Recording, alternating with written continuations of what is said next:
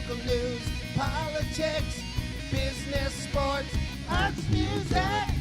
Mike and Marty on the feed. Mike and Marty. Mike and Marty. Good morning, Rockingham and Bellows Falls. It's Mike and Marty here on the feed. Today we're here with Sam Maskell. We're going to be talking about some new things happening at the library, but it's June 15th. Summer's flying by already. It's almost September. Still, come on, Greg. It's not summer yet. It's just unbelievable to me. It just goes by so fast. It does. But faster. Marty with the local events. Okay. This week at the Bellows Falls Opera House is the second week of Jurassic World. It'll be running until June 21st. Classic movie this week, which is one of my favorites actually, is Beethoven. And that is sponsored by Coda and Coda, because who doesn't love a movie about a dog that wreaks havoc in someone's house? Actually, we don't have a dog that wreaks havoc. We have a cat that wreaks havoc. And then this weekend, anybody that's even ever stepped foot in Bellows Falls knows, it is Alumni Weekend. All of the kind of pomp and circumstance around alumni kicks off tonight with class night. That's at 7 p.m. at the auditorium in the high school. Tomorrow night is graduation. Just a reminder to everybody, I believe they are doing the graduation parade again this year. The car's going through town a couple times, so if you hear sirens and all that type stuff, it's just the graduates. Because that's what something that came out of COVID, and I think it was a tradition that everybody really liked. And then, of course, we kick in the official alumni weekend with the dances Friday evening. Anybody in my age group still calls it the tool shed, no matter what. Anybody lower than 39 calls it the Waypoint Center. So the dances are Friday night from 8 to 12 at the Waypoint Center with music from MV19, and the American Legion is having a DJ. Remember that you have to have your dues tickets paid ahead of time in order to get into the dance. You can go in person this week to the Dairy Joy. Tonight, Thursday and Friday, there'll be somebody in the Dairy Joy from 12 noon to 8 p.m. at night. You can buy your tickets online via Venmo, but if you're going to do that, make sure you do that before Friday morning. Any Venmo payments that are done after Friday morning, your name will not be on the list at the door at the dance events, and you will not get in. And that will cause some havoc. Yeah, that will. So just to be clear, what if you wanted to buy a ticket during the day on Friday? Is there a way to do that? Just go down to the Dairy Joy. Yep. Okay. You can actually do it the old-fashioned way in person. Just you can't do it online. You can't do it online at that point. Okay. Yeah, you really have to go in person. There's never any dues tickets at the door, but you do have to go. And they're there tonight, Thursday and Friday night from noon to 8, so that's a pretty good time frame. This year, and the parade, which will be on. Wait a minute, we got a golf tournament on Saturday at 10 a.m. and then alumni games, which is kind of a newish thing they've been doing, but I think it's starting to pick up some traction. Where you can come back if you played field hockey back in the day, you can come back and live your heyday. Basketball, boys and girls soccer. Boys basketball, girls basketball, co-ed soccer, and then field hockey. So those are all the times. If you have any questions on any of these, you can actually go to the BF Alumni Association page and find that out. The parade on Sunday will start at 1 p.m. Starts up at Morgan's Field and loops through town, finishes in the square. The parade grand marshal this year is Holly Falzo. She was from the class of 1981, and she has been teaching at the Bellows Falls Union High School for 30 years now. Wow. Yeah. The nominees for Queen this year are Grace Wilkinson, Shelby Studley, Stephanie Ager, I hope I'm pronouncing that right, Grace Guild, and Maya Warius. So that's a rundown of everything that's happening this weekend. It's a big weekend here in Bellows Falls, and we haven't had it in 2 years, so it's going to be, there's 16 floats this year, so it's going to be a good alumni parade, and hopefully it's a safe and enjoyable weekend for everybody. Right, and remember the farmers market is opening on Friday, first day of the farmers market, with food and entertainment. So with yummy food from the sounds of it, yeah. It's going to be a big weekend. But well, actually, to build on dogs and other people's houses and things happening this weekend, tomorrow night at the library we're having one of our first in-person programs. It's called Bessie's Story, and it is a story of a man, Thomas Foreman, I think is his name. I don't have it in front of me. Whose dog was suddenly diagnosed that she was going to lose her eyesight. And over the course of 2 years, she definitely loses her eyesight. But as this old aging man watches it, realizes that she's learning how to cope and how to live her best life. And so he took this as lessons. So that's tomorrow night at 6 at the library. Oh, nice. And Bessie will be there. Oh, So, really? Really? Oh, yeah. nice. So if you're not going to graduation, you can stop by the library. And Yeah. It's a really You guys- inspirational program. Always have something going on. We do. Always. Yes. And that's what I'm here to talk about today. Yeah, So good I'm Sam segue here. Maskell. I'm the Youth Services Librarian at the Rockingham Free Public Library in Bellows Falls, Vermont. In the United States, there's also a Rockingham Library in Australia that I regularly get contact from. I really should introduce myself to their You staff. should, do because you should do an exchange program there. How should. cool would that be? The Rockingham Australia Library. I see your people. But we have big things coming up this summer. We have an annual summer reading program. I actually need to find out how far back this goes because I have people who come in who did it years I was going to and say, years. okay, it goes back 2-3 years because I did it in my youth. Okay, maybe a little bit more. A little bit longer. Yeah, no, I have people who come back who tell me about when they did it as a child, and it's evolved over the years. And this year, things have changed so much in the last few years, and I've been doing the summer program now for over 20 years. This seems like a great year to blow it up and rethink how we're doing everything. So the first thing that we did was we were awarded a grant through Vermont After School. This is a summer program expanse grant. And unlike Okay. things like summer camps or the pool, which have you have to pay to get in, ours isn't behind a paywall. The hard part we found for kids participating in our program was simply getting to the library. If you have parents who are working, library we have limited hours where we're open. If you have young children who can't walk around safely around town or don't have childcare, it's really hard. So we decided to use this money to take the library out and roll it right into the neighborhoods with the Bibliobike.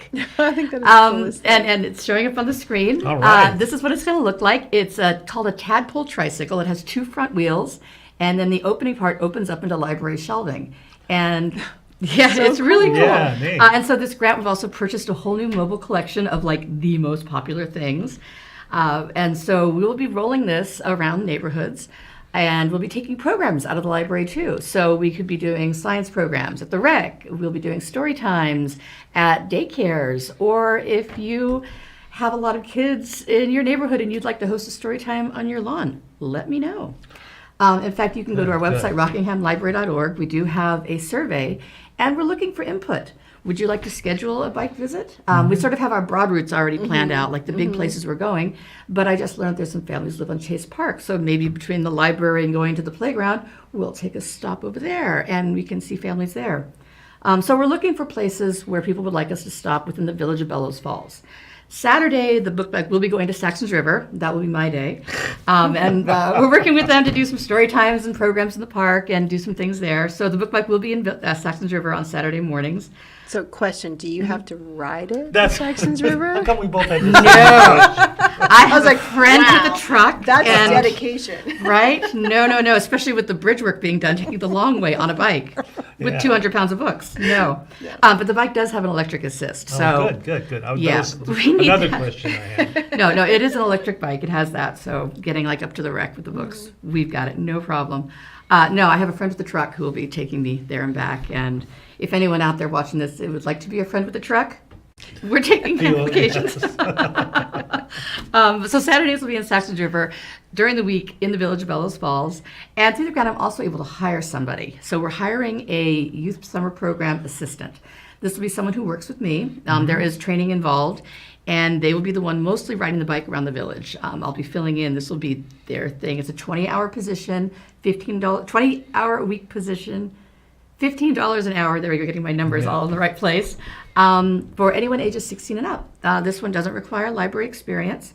It does require programming ability. So you will be doing story times, you'll be doing science programs, and all the training will go into making sure Right. whoever gets that job is comfortable doing Yeah. that. They'll be riding the bike, they'll be helping with circulation, checking books out, matching up kids and books, so training around that.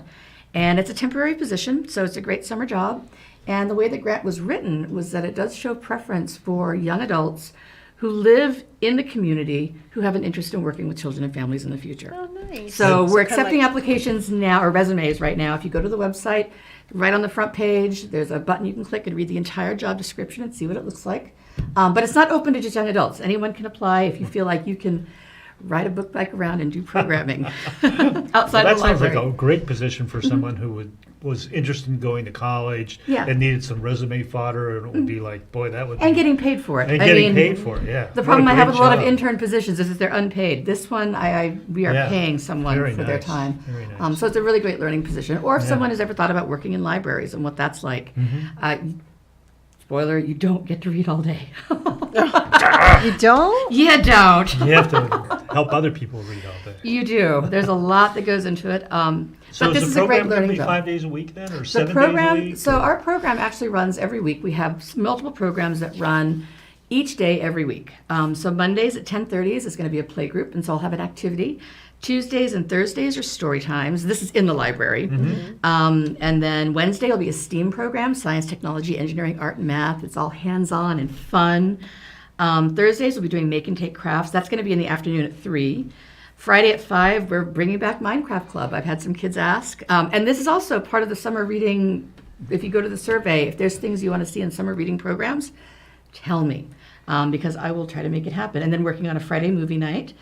And that all starts in July. So the first week in July, and our first big program in July will be Modern Times Theater. Love them. We've had them for several years. They're comedy, music, comedy with puppets. So fun. Such great professionals. Really like That's them. at the library. That's going to be at the library at 5 o'clock on July 6th. And it's our 13th annual stuffed animal sleepover. Oh, nice. This is a tradition. We've done it through the pandemic, even though it got really small the first I year. bet. We are bringing it back. What happens is a week leading up to it, anybody, we live next to, the library is next to Riverview, and I do have seniors who participate. that's cute. They bring us stuffed animals to the library, and then Wednesday night, we make a video out of what they do in the library after hours. For teens looking for volunteer work, this is actually my first volunteer That's job. cute. After hours, it takes a couple of hours. I will feed you dinner, but it's a volunteer job, and we make the stuffed animal sleepover happen. Oh, that's Oh, cute. neat. So for anyone middle school or older who's looking for volunteer, this is our first time, just contact me. And for everyone, bring a stuffed animal. I put one in. It's fun. That is And such a if you cute go to our idea. YouTube channel, you can see several years of very silly videos. Yeah. So hopefully the book bike will be here and it'll be making its debut in the Saxons River July 4th parade. Oh, Oh, nice. great. Yeah, That's when that's going to that's start when then, we're yeah. expecting it to be here, and we're making our public debut then. As long as nothing happens, it'll be here then. Now, is this book bike, is it something that you will now own? Yes. And moving forward, it's not like it's like a rental, This it's a is not a one-year temporary. program? Okay. Nope, this is our permanent book bike. The funding for this program lasts 2 years, and after that, we'll look at, the nice thing about having a book bike versus like a bookmobile is the annual cost is Oh, Oh, yeah. yeah. way, way, way more reasonable. So, yeah, we will own it after that. But in addition to the everyday programs, we also are a summer lunch site. So we do this with the school. There's no signups, no registration. If you are under the age of 18, show up and want a lunch. Ta-da! If you know you're coming, come for the program, stay for lunch. It's great. We're air conditioned. And so completely free, no registrations, no signups. And that is thanks to our partnership with the Supervisory Union, Wyndham Northeast. That's great. So, Yeah. and then we'll have big Excellent. programs every week. So things we have coming up. We have Ashley Hansel Browning. I think I pronounced her last name right. I get it in front of me. Who's a dance teacher out of Springfield, and she's doing 2 programs for us. One is an all ages program about movement through water. Oh, yeah, our theme. I didn't talk about that. Oceans of Possibilities is our summer reading theme this year. Oh, good. So she'll be doing dance around water, but then we're doing a teen program with her where she will be coming, and she's not going to teach them how to do like TikTok dances. She's going to teach them some choreography, and the kids and her are going to develop their own dances, and then we're going to have Oh, that's equipment great. Oh. to make some like really fun videos Mm-hmm. and to have some fun with that. We're going to have my teen advisory group is back. I've got a great group of kids who've been meeting with me on Wednesdays at 5, and we do fun things. Again, any teen volunteer who'd like to. And they've been helping me plan stuff for the summer. So we're doing like some late night library things and planning activities for that age group that they're really excited about. So that's fun. So that's just the programming part. Because then there's the reading part. The best part. The best part. The fun thing about summer reading is that unless you're in high school and it's assigned, you get to pick whatever you want to Yeah. read. It's fun. It's free reading. Kid is inspired to read the same book over and over again. They're still getting stuff out of it. It's okay. So for the reading part, we try to keep it really, really simple. We keep the reading logs like this at my desk, and it opens up.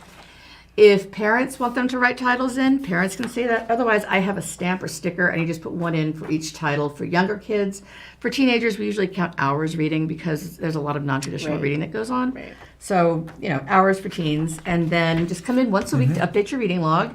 There's no minimum. You set your own goals. And every time they update their reading log, once a week, they get to pick. I have a whole shelf of books. They get to pick a free book to keep. So every summer, or every week during the summer, they could get their own book. Oh, that is so cool. Yeah, That's so a like- small library by the end of the that's so summer, as long as nice. you come in once a week to update your reading log. Yeah, I'm not a fan of like the plastic prizes. Yeah. Yeah. And good so, for you. luckily I have a lot of great donations, and I collect year round so that I've got some really great stuff to give away all summer. That's so cool. It's interesting to me because I hear this oftentimes just in conversation, and there's nothing in this town for kids to do. Hello. There is. There is so There much. is. There And you is, guys really. consistently every year, and even through the pandemic, you figured it out. You always have a ton of things, and you keep it. I love what you're doing. I love the idea of with the teens and the TikTok. You're keeping it current. Trying to, Yeah. we've got to be Yeah. relevant. I mean, this Yeah. is your tax money at work, and we try to offer as much as we can. For Right. example, our one-on-one tech help at the library. Mm-hmm. The people who know about it, they know about it. But you can contact the library and schedule one-on-one tech help with one of our librarians, who usually it's me or Virgil, and get help on practically anything.